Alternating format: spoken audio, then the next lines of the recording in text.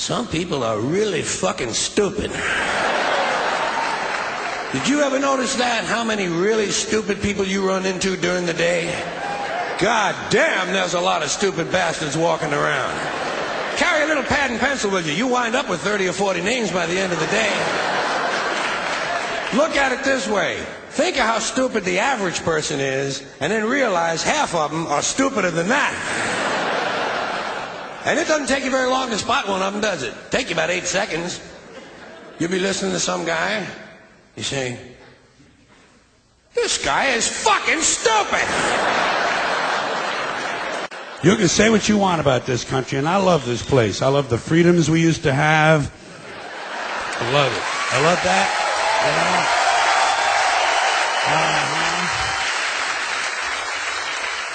I love it when it didn't take a fucking catastrophe to get us to care for one another. I love the fact that we're on camera all the time from all angles. But you know what? You can say what you want about America. And I say I love this place. I wouldn't have it any other way. Wouldn't live in any other time in history in any other place. But say what you want about America. Land of the free, home of the brave. We got some dumb-ass motherfuckers floating around this country. Dumb-ass motherfuckers, you know? These people are efficient, professional, compulsive consumers. It's their civic duty, consumption. It's the new national pastime. Fuck baseball. It's consumption. The only true, lasting American value that's left, buying things. Buying things. People spending money they don't have on things they don't need. Money they don't have on things they don't need. So they can max out their credit cards and spend the rest of their lives paying 18% interest on something that costs $12.50. And they didn't like it when they got it home anyway. Not too bright, folks. Not too fucking bright. But if you talk to one of them about this, if you isolate one of them, you sit them down rationally, and you talk to them about the low IQs and the dumb behavior and the bad decisions, right away they start talking about education. That's the big answer to everything. Education. They say we need more money for education. We need more books, more teachers, more classrooms, more schools. We need more testing for the kids. You say to them, well, you know, we've tried all of that, and the kids still can't pass the test. You say, don't you worry about that. We're going to lower the passing grades. And that's what they do in a lot of these schools now. They lower the passing grades so more kids can pass. More kids pass, the school looks good, everybody's happy, the IQ of the country slips another 2 or 3 points, and pretty soon all you'll need to get into college is a fucking pencil. Got a pencil? Get the fuck in there. It's physics.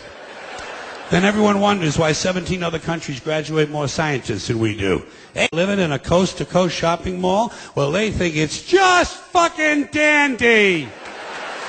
They think it is cool as can be, because Americans love the mall. They love the mall. That's where they get to satisfy their 2 most prominent addictions at the same time.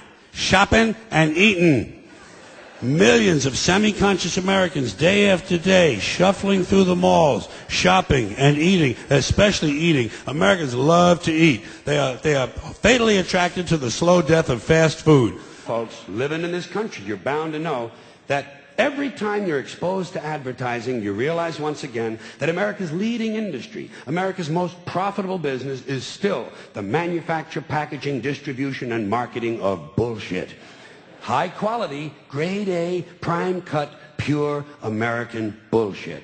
And the sad part is that most people seem to have been indoctrinated to believe that bullshit only comes from certain places, certain sources. Advertising, politics, salesmen, not true. Bullshit is everywhere. Bullshit is rampant. Parents are full of shit, teachers are full of shit, clergymen are full of shit, and law enforcement people are full of shit. This entire country is completely full of shit, and always has been. From the Declaration of Independence to the Constitution to the Star-Spangled Banner, it's still nothing more than one big steaming pile of red, white, and blue all-American bullshit.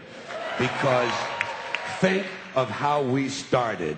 Think of that. This country was founded by a group of slave owners who told us all men are created equal. Oh yeah, all men, except for Indians and niggers and women, right? Always like to use that authentic American language. This was a small group of unelected white male land-holding slave owners who also suggested their class be the only one allowed to vote. Now that is what's known as being stunningly and embarrassingly full of shit. And I think Americans really show their ignorance when they say they want their politicians to be honest. What are these fucking cretins talking about? Tell the truth. Don't be bullshitting people. Like I say, there's enough bullshit as it is. There's enough bullshit as it is. In fact, there's just enough. Did you know that? There's just enough bullshit to hold things together in this country. Bullshit is the glue that binds us as a nation. Where would we be without our safe, familiar American bullshit? Land of the free, home of the brave, the American dream. All men are equal, justice is blind, the press is free, your vote counts. Business is honest, the good guys win, the police are on your side, God is watching you, your standard of living will never decline, and everything is going to be just fine. The official national bullshit story. I call it the American okey doke. That's what they do with that kind of stuff. They put it in the heads of kids. They pound it in there because they know kids are too young to be able to mount a sophisticated argument against these kind of ideas. And so kids, and up to a certain age, by the way, kids are going to believe everything a grown-up tells them, everything. So kids never learn to question things. Nobody questions things in this country anymore. Nobody questions things. Why? People are too fat and happy. People are way too fucking prosperous for their own good. Everyone's got a cell phone that'll make pancakes and rub their balls now, you know? So nobody wants to rock the boat. And people just gizmo. Americans have been silenced, bought off and silenced by gizmos and toys. And as a result, no one's ever learned to question things. No one questions things in this country anymore. No one questions things. Here. War, disease, death, destruction, hunger, filth, poverty, torture, crime, corruption, and the ice-capades. Something is definitely wrong. Things that are pissing me off, because I don't have pet peeves. I have major psychotic fucking hatreds, okay? And it makes the world a lot easier to sort out. You know, it would be great for a guy like me just to be in a coma. Huh? Wouldn't that be great? Nothing to do all day. You just crap out and breathe through a fucking tube. They feed you through a tube. There's nothing to do. Whoa, you talk about being a couch potato, that's it, man. No phone calls coming in, nobody dropping by unexpectedly. And if they do drop by, you're completely unaware of it. Because you're in a fucking coma, and you're practically clinically dead. And you don't have to listen to their stupid shit. And be blamed on the baby boomers. Something else I'm a little tired of hearing about. The baby boomers. Whiny, narcissistic, self-indulgent people with a simple philosophy. Give me it, it's mine! Give me that, it's mine! These people were given everything. Everything was handed to them. And they took it all. Took it all. Sex, drugs, and rock and roll. And they stayed loaded for 20 years and had a free ride. But now they're staring down the barrel of middle-age burnout, and they don't like it. They don't like it, so they've turned self-righteous. And they want to make things hard on younger people. They tell them abstain from sex, say no to drugs. As for the rock and roll, they sold that for television commercials a long time ago. So they could buy pasta machines and Stairmasters and soybean futures. Soybean futures. They're cold, bloodless people. It's in their slogans, it's in their rhetoric. No pain, no gain. Just do it. Life is short, play hard. Shit happens, deal with it. Get a life. These people went from do your own thing to just say no. They went from love is all you need to whoever winds up with the most toys wins. And they went from cocaine to Rogaine. Airport security is a stupid idea, it's a waste of money, and it's only there for one reason, to make white people feel safe. That's all. The illusion. The feeling and illusion of safety. Because the authorities know they can't make an airplane completely safe. Too many people have access. You'll notice the drug smugglers don't seem to have a lot of trouble getting their little packages on board, do they? No, and God bless them too. As far as I'm concerned, all of this airport security, all the searches, the screenings, the cameras, the questions, it's just one more way of reducing your liberty and reminding you that they can fuck with you anytime they want. As long as you put up with it. As long as you put up with it. Which means, of course, anytime they want. because that's what Americans do now. They're always willing to trade away a little of their freedom in exchange for the feeling, the illusion of security. What we have now is a completely neurotic population obsessed with security and safety and crime and drugs and cleanliness and hygiene and germs. There's another thing, germs. Where did this sudden fear of germs come from in this country? Have you noticed this? The media constantly running stories about all the latest infections, salmonella, E. coli, hantavirus, bird flu. And Americans they panic easily, so now everybody's running around scrubbing this and spraying that and overcooking their food and repeatedly washing their hands, trying to avoid all contact with germs. It's ridiculous, and it goes to ridiculous lengths. Don't look for it. Be happy with what you got. Because the owners of this country don't want that. I'm talking about the real owners now. The real owners, the big wealthy business interests that control things and make all the important decisions. Forget the politicians. The politicians are put there to give you the idea that you have freedom of choice. You don't. You have no choice. You have owners. They own you. They own everything. They own all the important land. They own and control the corporations. They've long since bought and paid for the Senate, the Congress, the state houses, the city halls. They got the judges in their back pockets. And they own all the big media companies, so they control just about all of the news and information you get to hear. They got you by the balls. They spend billions of dollars every year lobbying to get what they want. Well, we know what they want. They want more for themselves and less for everybody else. But I'll tell you what they don't want. They don't want a population of citizens capable of critical thinking. They don't want well-informed, well-educated people capable of critical thinking. They're not interested in that. That doesn't help them. That's against their interest. That's right.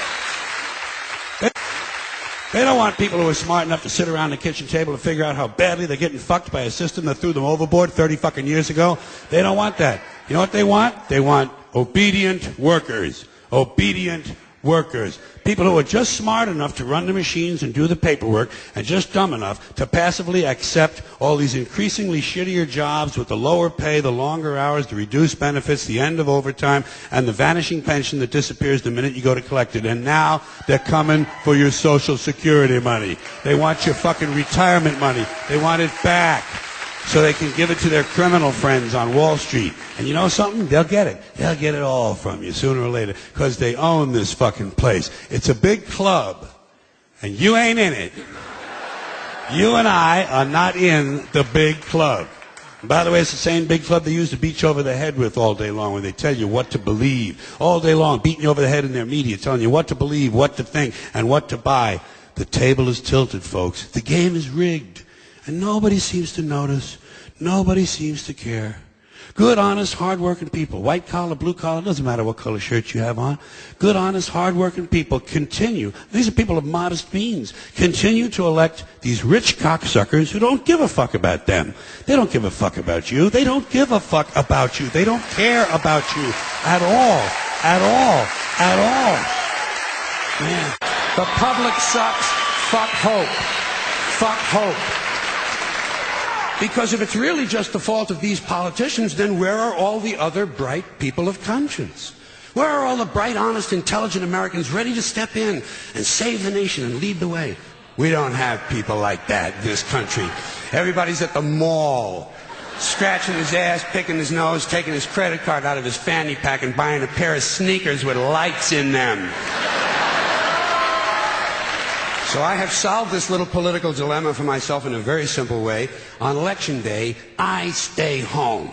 I don't vote. Fuck them. Fuck them. I don't vote. Two reasons I don't vote. First of all, it's meaningless. This country was bought and sold and paid for a long time ago. The shit they shuffle around every 4 years doesn't mean a fucking thing. And secondly, I don't vote because I believe if you vote, you have no right to complain. And nobody seems to notice, nobody seems to care. That's what the owners count on, the fact that Americans will probably remain willfully ignorant of the big red, white, and blue dick that's being jammed up their assholes every day. Because the owners of this country know the truth. It's called the American dream, because you have to be asleep to believe it. Look at things anymore, sort of take them in, maybe even remember them. Is that just a strange notion? Does experience have to be documented and brought home and saved on a shelf? And do people really watch this shit? Are people's lives so bankrupt they sit at home looking at things they already did? The self-esteem movement began in 1970, and I'm happy to say it has been a complete failure. Because studies have repeatedly shown that having high self-esteem does not improve grades, does not improve career achievement, it does not even lower the use of alcohol, and most certainly does not reduce the incidence of violence of any sort. Because as it turns out, extremely aggressive, violent people think very highly of themselves. Imagine that. Sociopaths have high self-esteem. Who would have thunk, huh? I love when this kind of thing happens. I love when these politically correct ideas crash and burn and wind up in the shithouse. Language. Tell you what you can say and what you can't say. Government wants to tell you some things you can't say because they're against the law. Or you can't say this because it's against the regulation. Or here's something you can't say because it's a secret. You can't tell him that because he's not cleared to know that. Government wants to control information and control language because that's the way you control thought. And basically that's the game they're in. Same with religion. Religion is nothing but mind control. Religion is just trying to control your mind, control your thoughts. So they're going to tell you some things you shouldn't say because they're sins. And besides telling you things you shouldn't say, religion's going to suggest to you some things you ought to be saying. Here's something you ought to say first thing when you wake up in the morning. Here's something you ought to say just before you go to sleep at night. Here's something we always say on the third Wednesday in April after the first full moon in spring at 4 o'clock when the bells ring. Religion is always suggesting things you ought to be saying. Same with political groups of all kinds. Political activists, anti-bias groups, special interest groups are going to suggest the correct political vocabulary, the way you ought to be saying things, and that's where the feminists come in. Now, as I said, I got nothing against the feminists. In fact, I happen to agree with most of the feminist philosophy I have read. I agree, for instance, that for the most part, men are vain, ignorant, greedy, brutal assholes who've just about ruined this planet. Who've just about ruined this planet because they're afraid someone might have a bigger dick out there somewhere. You know what they ought to do? They ought to have 2 new requirements for being on the police. Intelligence and decency. You never can tell. It might just work. It certainly hasn't been tried yet. It's one of these things we tell ourselves so we'll feel noble. Life is sacred. Makes you feel noble. Well, let me ask you this. If everything that ever lived is dead, and everything alive is going to die, where does the sacred part come in? I'm having trouble with that. Because, I mean, even with this stuff we preach about the sanctity of life, we don't practice it. We don't practice it. Look at what we kill. Mosquitoes and flies, because they're pests. Lions and tigers, because it's fun. Chickens and pigs, 'cause we're hungry.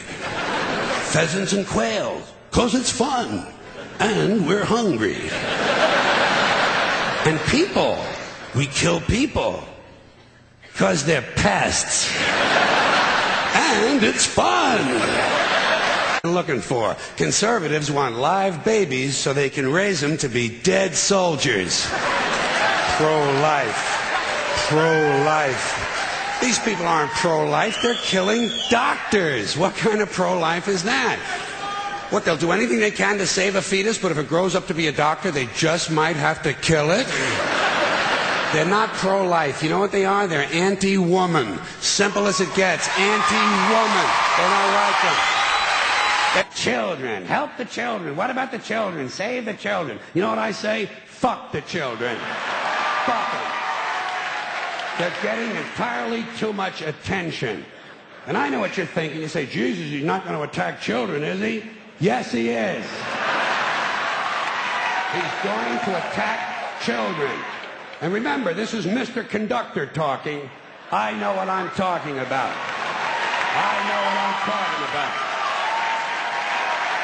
And I also know all you single dads and soccer moms who think you're such fucking heroes aren't going to like this, but somebody's got to tell you for your own good, your children are overrated and overvalued. You've turned them into little cult objects. You have a child fetish, and it's not healthy.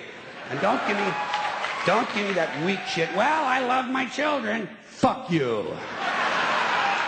Everybody loves their children. Doesn't make you special. Swear it on the Bible is just one more way of controlling people and keeping them in line, and it's one more thing that holds us back as a species. Here's one more item for you, the last in our civics book, rights. Boy, everyone in this country is always running around yammering about their fucking rights. I have a right, you have no right, we have a right, they don't have a right. Folks, I hate to spoil your fun, but there's no such thing as rights, okay? They're imaginary. We made them up, like the boogeyman. The Three Little Pigs, Pinocchio, Mother Goose, shit like that. Rights are an idea. They're just imaginary. They're a cute idea. Cute. But that's all. Cute and fictional. But if you think you do have rights, let me ask you this. Where do they come from? People say, well, they come from God. They're God-given rights. Oh, fuck, here we go again. Here we go again. The God excuse. The last refuge of a man with no answers and no argument. It came from God. Anything we can't describe must have come from God. Personally, folks, I believe that if your rights came from God, He would have given you the right to some food every day, and He would have given you the right to a roof over your head. God would have been looking out for you. God would have been looking out for you. You know that? Pray for anything, but what about the divine plan? Remember that? The divine plan. Long time ago, God made a divine plan. Gave it a lot of thought, decided it was a good plan, put it into practice. And for billions and billions of years, the divine plan has been doing just fine. Now you come along and pray for something. Well, suppose the thing you want isn't in God's divine plan. What do you want Him to do? Change His plan? Just for you? Doesn't it seem a little arrogant? It's a divine plan. What's the use of being God if every rundown schmuck with a $2 prayer book can come along and fuck up your plan? And here's something else, another problem you might have. Suppose your prayers aren't answered. What do you say? Well, it's God's will. Thy will be done. Fine. But if it's God's will and He's going to do what He wants to anyway, why the fuck bother praying in the first place? Seems like a big waste of time to me.